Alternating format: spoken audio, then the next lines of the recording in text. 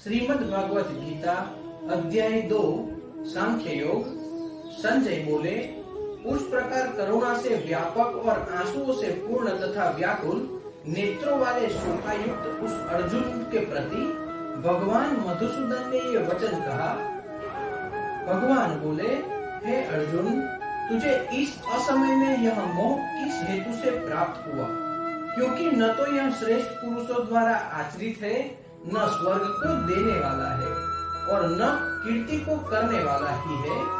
इसलिए हे अर्जुन, नपुंसकता को मत प्राप्त हो, तुझमें यह उचित नहीं जान पड़ती। हे परंतप, हृदय की तुच्छ दुर्बलता को त्याग कर युद्ध के लिए खड़ा हो जा। अर्जुन बोले, हे मधुसूदन, मैं रणभूमि में किस प्रकार बाणों से भीष्म पितामह और द्रोणाचार्य के विरुद्ध लड़ूंगा, क्योंकि हे अरिसुदन, वे दोनों ही पूजनीय है। इसलिए इन महानुभाव गुरुजनों को न मारकर मैं इस लोक में भिक्षा का अन्न भी खाना कल्याणकारक समझता हूँ, क्योंकि गुरुजनों को मारकर भी इस लोक में रुधिर से सने हुए अर्थ और काम रूपी भोगों को ही तो भोगूंगा। हम यह भी नहीं जानते कि हमारे लिए युद्ध करना और न करना, इन दोनों में से कौन सा श्रेष्ठ है, अथवा यह भी नहीं जानते कि उन्हें हम जीतेंगे या हमको वे जीतेंगे। और जिनको मारकर हम जीना भी नहीं चाहते, वे ही हमारे आत्मीय धृतराष्ट्र के पुत्र हमारे मुकाबले में खड़े हैं। इसलिए कायरता रूप दोष से उपत हुए स्वभाव वाले तथा धर्म के विषय में मोहित चित्त हुआ मैं आपसे पूछता हूँ कि जो साधन निश्चित कल्याणकारक हो वह मेरे लिए कहिए, क्योंकि मैं आपका शिष्य हूँ। इसलिए आपके शरण हुए मुझको शिक्षा दीजिए। क्योंकि भूमि में निष्कंटक धन धान्य संपन्न राज्य को और देवताओं के स्वामीपनों को प्राप्त होकर भी मैं उस उपाय को नहीं देखता हूँ जो मेरी इंद्रियों को सुखाने वाले शोक को दूर कर सके। संजय बोले, हे राजन, निंद्रा को जीतने वाले अर्जुन अंतर्यामी श्री कृष्ण महाराज के प्रति इस प्रकार कहकर फिर श्री गोविंद भगवान से युद्ध नहीं करूंगा, यह स्पष्ट कहकर चुप हो गए। हे भरतवंशी धृतराष्ट्र, अंतर्यामी श्री कृष्ण महाराज ने दोनों सेनाओं के बीच में शोक करते हुए उस अर्जुन को हंसते हुए यह वचन बोले। भगवान बोले, हे अर्जुन, तू न शोक करने योग्य मनुष्यों के लिए शोक करता है और पंडितों के जैसे वचनों को कहता है, परंतु जिनके प्राण चले गए हैं उनके लिए और जिनके प्राण नहीं गए हैं उनके लिए भी पंडित जन शोक नहीं करते।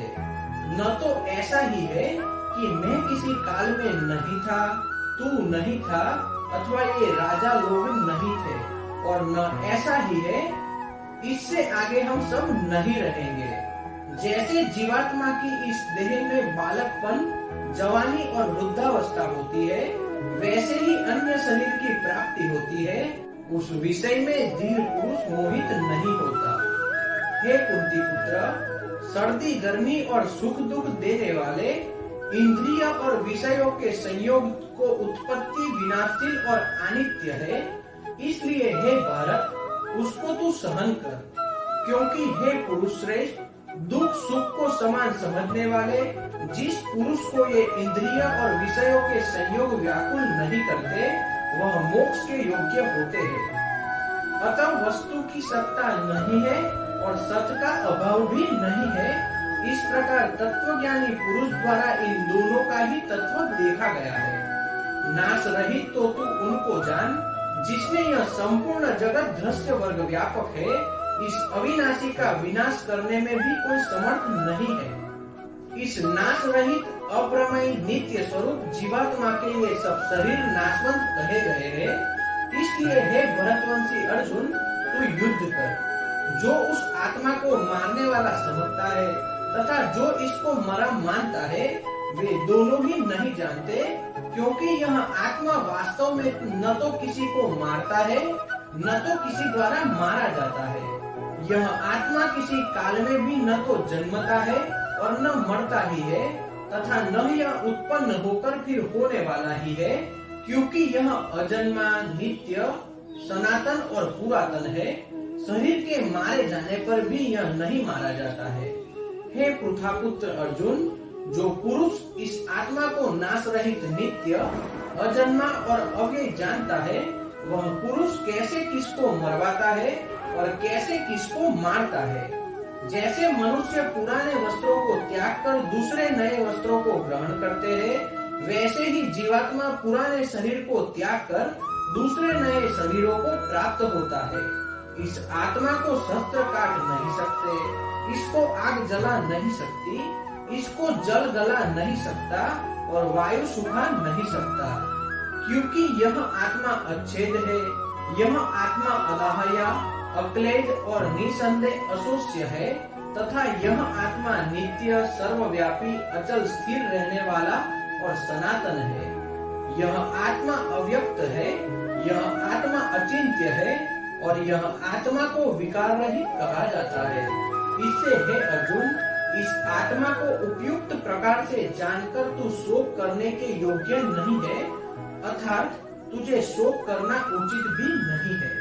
किंतु यदि तू इस आत्मा को सदा जन्मने वाला तथा सदा मरने वाला मानता है, तो भी हे महाबाहो, तू इस प्रकार शोक करने को योग्य भी नहीं है, क्योंकि इस मान्यता के अनुसार जन्मे हुए की मृत्यु निश्चित है और मरे हुए का जन्म भी निश्चित है।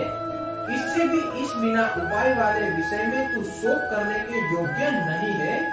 हे अर्जुन, संपूर्ण प्राणी जन्म से पहले अप्रकट थे और मरने के बाद अप्रकट हो जाने वाले हैं, केवल बीच में ही प्रकट है। फिर ऐसी स्थिति में क्या शोक करना जरूरी है?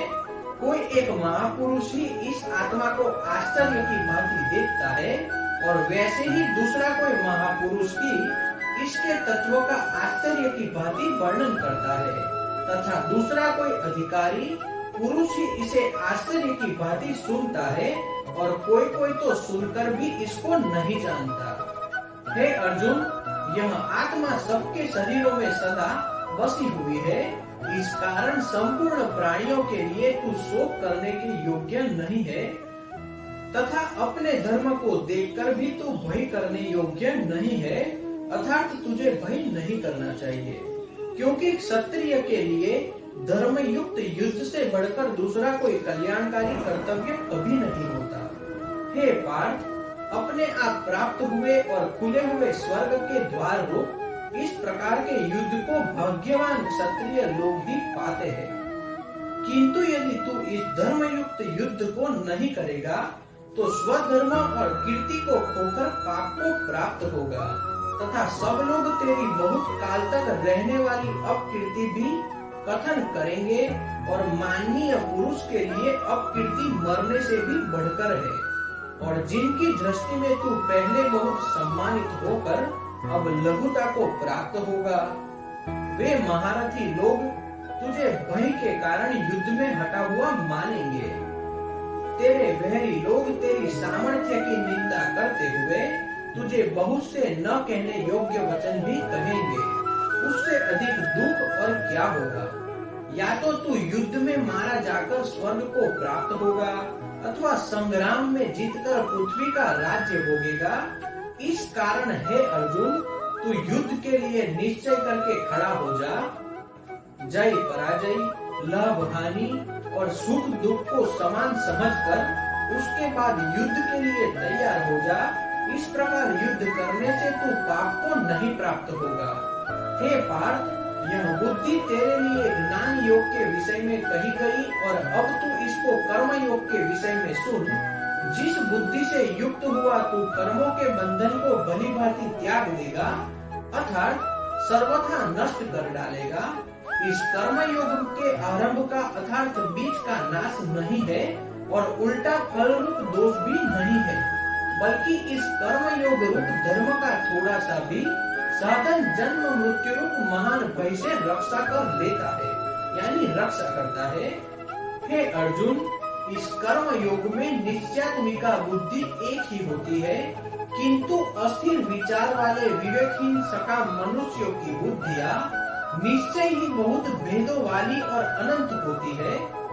हे अर्जुन, जो भोगों में तन्मय हो रहे हैं, जो कर्म फल के प्रशंसक वेद वाक्यों में ही प्रीति रखते हैं, जिनकी बुद्धि में स्वर्ग ही परम प्राप्य वस्तु है और जो स्वर्ग से बढ़कर दूसरी कोई वस्तु ही नहीं है, ऐसा कहने वाले हैं, वे अविवेकी जन इस प्रकार की जिस पुष्पित अर्थात देखाऊ शोभायुक्त वाणी को कहा करते हैं, जो कि जन्मरूप कर्म फल देने वाली और भोग तथा ऐश्वर्य की प्राप्ति के लिए नाना प्रकार की बहुत सी क्रियाओं का वर्णन करने वाली है, उस वाणी द्वारा जिसका चित्त हर लिया गया है, जो भोग और ऐश्वर्य में अत्यंत आसक्त है, उन पुरुषों की परमात्मा में निश्चयात्मिकता बुद्धि नहीं होती। हे अर्जुन, वेद उपयुक्त प्रकार से तीनों गुणों के कार्य रूप समस्त भोगों और उनके साधनों का प्रतिपादन करने वाले हैं,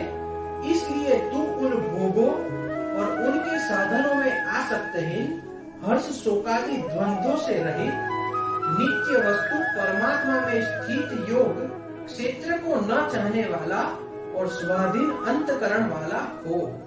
सब ओर से परिपूर्ण जलाशय के प्राप्त हो जाने पर छोटे जलाशय में मनुष्य का जितना प्रयोजन रहता है, ब्रह्मा को तत्व से जानने वाले ब्राह्मण समस्त वेदों में उतना ही प्रयोजन रह जाता है।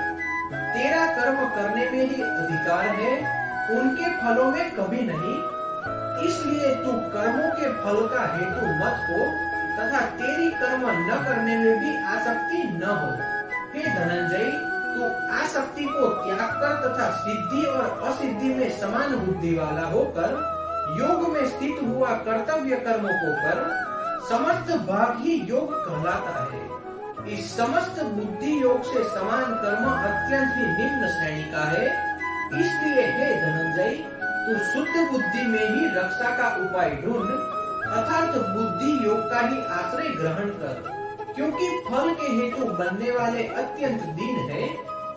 समबुद्धि युक्त पुरुष पुण्य और पाप दोनों को इस श्लोक में ही त्याग देते हैं, अर्थात उनसे मुक्त हो जाते हैं। इससे तू समत्व रूप योग में लग जा। यह समत्व रूप योग ही कर्मों में कुशलता है, अर्थात कर्म बंधन से छूटने का उपाय है।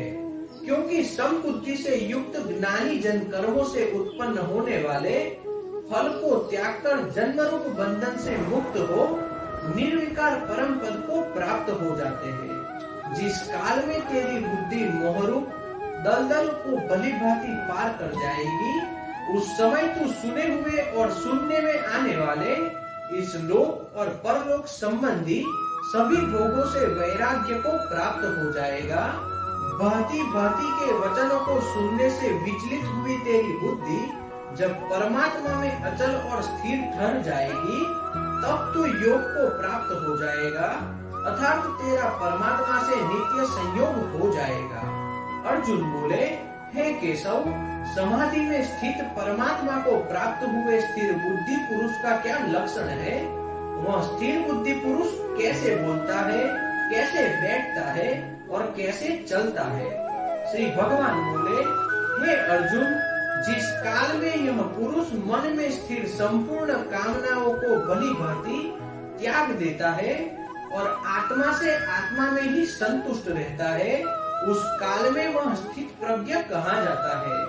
दुखों की प्राप्ति होने पर जिसके मन पर उद्वेग नहीं होता, सुखों की प्राप्ति में जो सर्वथा निष्ठुर है तथा जिसके राग, भय और क्रोध नष्ट हो गए हैं, ऐसा मुनि स्थिर बुद्धि कहा जाता है। जो पुरुष सर्वत्र स्नेह रहित हुआ, उस शुभ या अशुभ वस्तु को प्राप्त होकर न प्रसन्न होता है और न द्वेष करता है, उसकी बुद्धि स्थिर है।